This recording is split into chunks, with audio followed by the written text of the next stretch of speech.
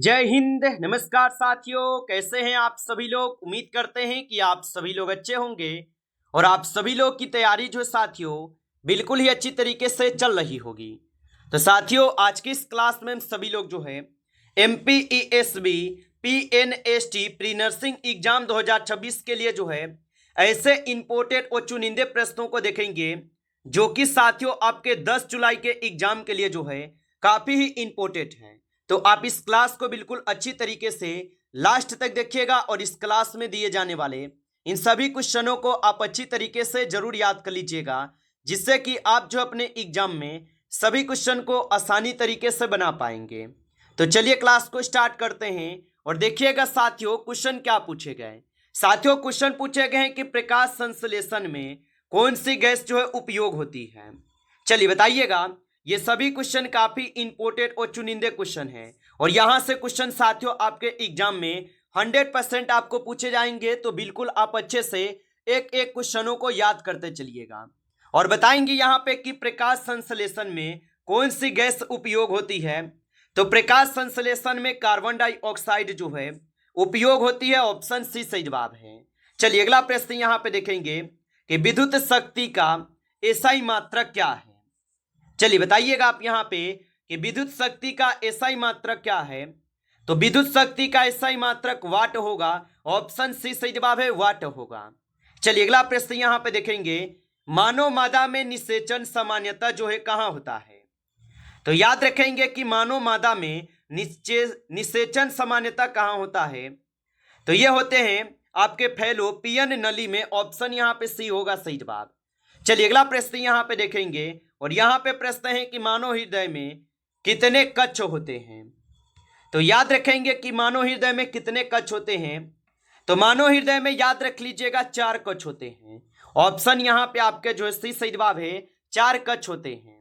चलिए अगला प्रश्न यहाँ पे देखेंगे कि मेंटल ने अपने प्रयोग किस पौधे पर किए थे। और ये क्वेश्चन सभी जो है आपके एमपी के अलग अलग एग्जाम में बार बार ये क्वेश्चन पूछे जाते हैं। तो एक एक क्वेश्चनों को बिल्कुल याद करते चलना है आपको। और बताइए कि मेंटल ने अपने प्रयोग किस पौधे पर किए थे। तो आप बताएंगे ये मटर पर किए थे। ऑप्शन यहाँ पे बी लगा रहे हैं तो सही जवाब हो जाएगा। चलिए अगला प्रश्न यहाँ पे देखेंगे, रक्त का जो लाल रंग है ये किसके कारण होता है।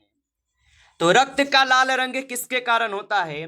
तो रक्त का जो लाल रंग है ये हीमोग्लोबिन के कारण होते हैं। ऑप्शन आपका सी सही जवाब है, हीमोग्लोबिन के कारण होगा। चलिए अगला प्रश्न यहाँ पे देखिएगा और प्रश्न पूछा है, मानव शरीर में इंसुलिन जो है ये किस अंग से स्रावित होता है। तो मानव शरीर में इंसुलिन किस अंग से स्रावित होता है। तो मानव शरीर में इंसुलिन जो है ये अग्नाशय से स्रावित होता है। ऑप्शन बी को आप सही जवाब करेंगे, अग्नाशय से स्रावित होता है। अगला प्रश्न यहाँ पे दिए गए, मानव शरीर में LH हार्मोन किस ग्रंथि से स्रावित होता है। तो याद रखेंगे कि मानव शरीर में LH हार्मोन किस ग्रंथि से स्रावित होता है। तो यहाँ पे 8 क्वेश्चन का सही जवाब जो है ऑप्शन यहाँ पे पीयूष ग्रंथि करेंगे। ऑप्शन ए यहाँ पे सही जवाब दिए गए पीयूष ग्रंथि है। अगला प्रश्न यहाँ पे है कि भ्रूण के गर्भाशय में आरोपण की प्रक्रिया जो है ये क्या कहलाती है। चलिए बताइएगा आप यहाँ पे कि भ्रूण के गर्भाशय में आरोपण की प्रक्रिया क्या कहलाती है। तो ये प्रक्रिया कहलाते हैं आपके आरोपण। ऑप्शन यहाँ पे बी जो है सही जवाब है, आरोपण कहलाते हैं, याद रखेंगे।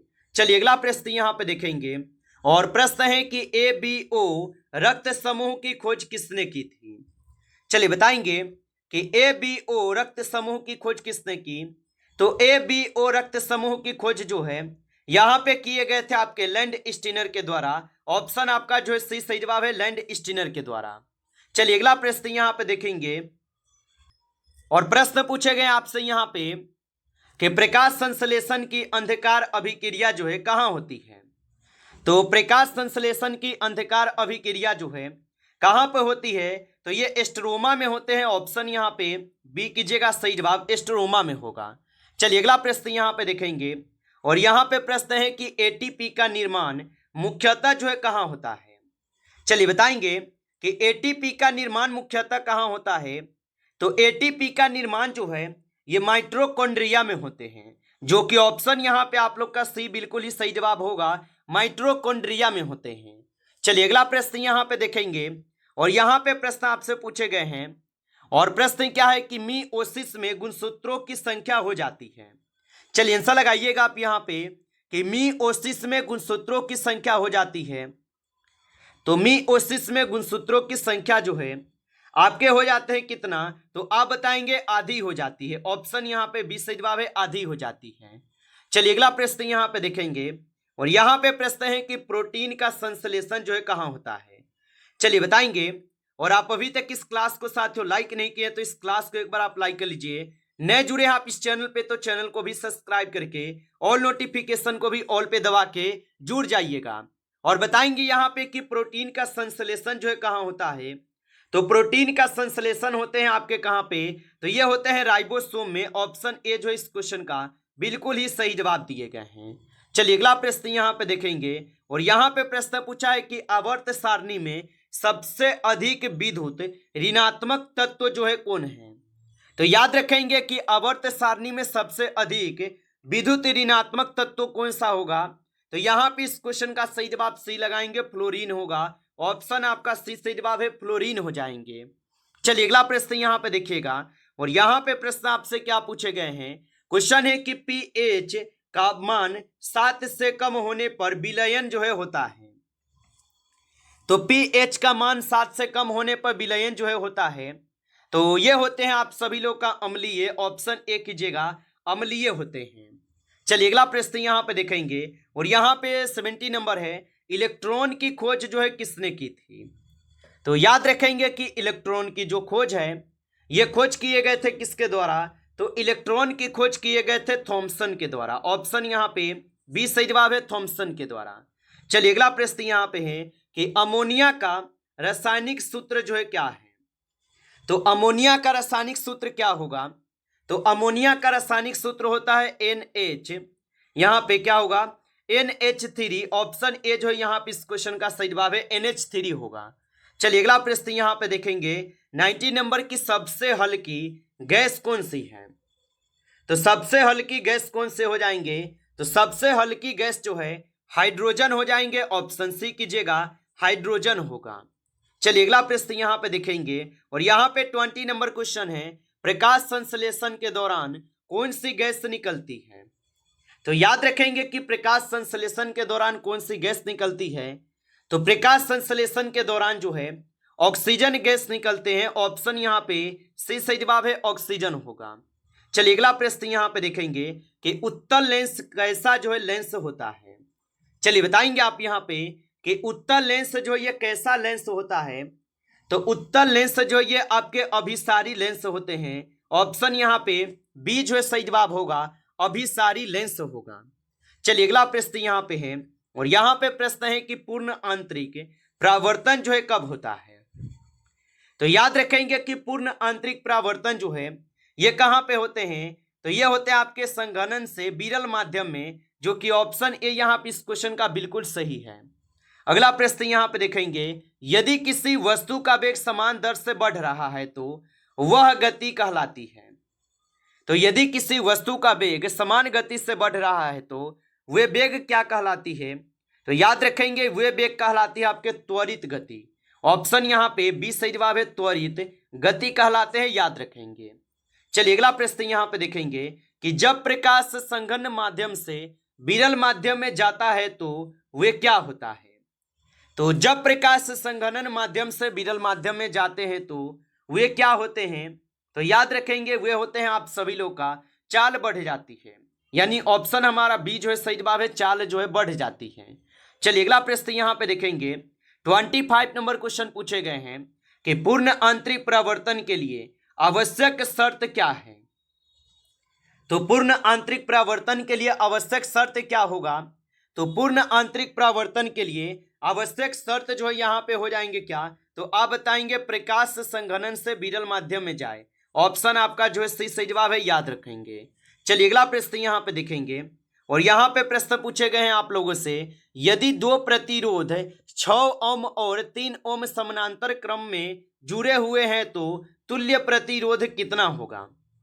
तो याद रखेंगे यहाँ पे तुल्य प्रतिरोध पूछा है, तो ये हो जाएंगे आप सभी लोग का 2 ओम। ऑप्शन यहाँ पे बी कीजिएगा, 2 ओम हो जाएंगे।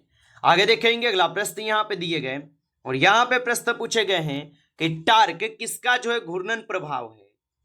तो याद रखेंगे कि टार्क जो ये किसका घूर्णन प्रभाव है, तो टार्क हो जाएंगे आप सभी लोग के बल का। ऑप्शन यहाँ पे बी कीजिएगा, सही जवाब बल के होगा। चलिए अगला प्रश्न यहाँ पे है, यहाँ पे 28 क्वेश्चन है। श्वसन की क्रेब्स चक्र प्रक्रिया जो है कहाँ होती है। तो श्वसन की क्रेब्स चक्र प्रक्रिया कहाँ होती है, तो यहाँ पे 28 क्वेश्चन का सही जवाब जो है ऑप्शन यहाँ पे सी होगा, माइटोकॉन्ड्रियल मैट्रिक्स में होगा। ऑप्शन यहाँ पे सी कीजिएगा, सही जवाब। चलिए अगला प्रश्न यहाँ पे है कि डीएनए में हाइड्रोजन बंध जो है ये किसके बीच बनते हैं। तो डीएनए में हाइड्रोजन बंध किसके बीच होते हैं, तो डीएनए में हाइड्रोजन बंध किसके बीच होते हैं। 29 क्वेश्चन का आप सही जवाब ऑप्शन यहाँ पे बी कीजिएगा, नाइट्रोजनी क्षार के बीच होते हैं। ऑप्शन यहाँ पे बी सही जवाब है। चलिए अगला प्रश्न यहाँ पे दिखेंगे, मानव शरीर में लिंग निर्धारण जो है ये किस गुणसूत्र द्वारा होता है। तो मानव में लिंग निर्धारण किस गुणसूत्र द्वारा होता है, तो यहाँ पे 30 नंबर क्वेश्चन का सही जवाब जो है ऑप्शन यहाँ पे बी कीजिएगा, वाई गुणसूत्र से होते हैं। ऑप्शन यहाँ पे बी सही जवाब है, वाई गुणसूत्र से। चलिए अगला प्रश्न यहाँ पे है, जैव विविधता का सबसे अधिक क्षेत्र जो है किसे जो है माना जाता है। तो जैव विविधता का सबसे अधिक क्षेत्र किसे माना जाता है, तो सबसे अधिक माने जाते हैं उष्णकटिबंधीय वर्षा वन को। ऑप्शन आपका जो है सी यहाँ पे बिल्कुल ही सही जवाब दिए गए। आगे देखेंगे अगला प्रश्न यहाँ पे है, मानव मस्तिष्क का कौन सा भाग संतुल्य नियंत्रण करता है। तो मानव मस्तिष्क का कौन सा भाग संतुल्य नियंत्रण करता है, तो यहाँ पे 32 का सही जवाब ऑप्शन आपके सी है, सेरिबेलम होगा। ऑप्शन आपका सी सही जवाब है। चलिए अगला प्रश्न यहाँ पे है, और यहाँ पे प्रश्न है कि न्यूटन का दूसरा गति नियम किससे जो है संबंधित है। तो न्यूटन का जो दूसरा गति नियम है ये किससे संबंधित है, तो यहाँ पे 33 नंबर क्वेश्चन का सही जवाब ऑप्शन यहाँ पे ए होगा, संवेग परिवर्तन की दर। ऑप्शन ए सही जवाब है। आगे देखेंगे अगला प्रश्न यहाँ पे है कि चुंबकीय क्षेत्र की एसआई इकाई जो है क्या है। तो याद रखेंगे कि चुंबकीय क्षेत्र की एसआई इकाई जो है यहाँ पे क्या होगा, तो चुंबकीय क्षेत्र की एसआई इकाई होता है टेस्ला। ऑप्शन ए को सही जवाब करेंगे, टेस्ला होगा। चलिए अगला प्रश्न यहाँ पे देखेंगे कि कोशिका का शक्ति गृह जो है किसे कहा जाता है। तो याद रखेंगे कि कोशिका का शक्ति गृह किसे कहते हैं, तो कोशिका का शक्ति गृह जो है यहाँ पे किसे कहते हैं, तो कोशिका का शक्ति गृह कहते हैं माइटोकॉन्ड्रिया को। ऑप्शन आपका जो है सी यहाँ पे बिल्कुल ही सही जवाब होगा। नमस्कार साथियों, इस क्लास में जो है टॉप 35 क्वेश्चन थे जो काफी इंपॉर्टेंट क्वेश्चन थे।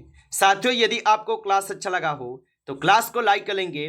नए जुड़े हैं आप इस चैनल पे तो चैनल को भी सब्सक्राइब करके ऑल नोटिफिकेशन को ऑल पे दबा के जुड़ जाइए, जिससे कि जब भी कोई नई क्लास हो सबसे पहले क्लास का नोटिफिकेशन जो है आपके पास पहुंच सके। तो आप इस चैनल को सब्सक्राइब कर लीजिएगा। चलिए फिर मिलते हैं आपसे नेक्स्ट टॉपिक के साथ नेक्स्ट क्लास में। तब तक के लिए जय हिंद, जय भारत।